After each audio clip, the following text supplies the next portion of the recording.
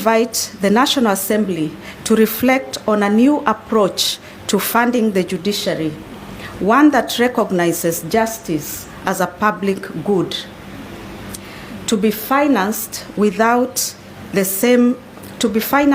same seriousness as health and national security. Disagreements arise, and they arise causing harm or inconvenience to the public. We have a duty to come together to resolve them and to prevent the people from bearing the costs of our decisions. I agree with you, Chief Justice, that you need to be resourced.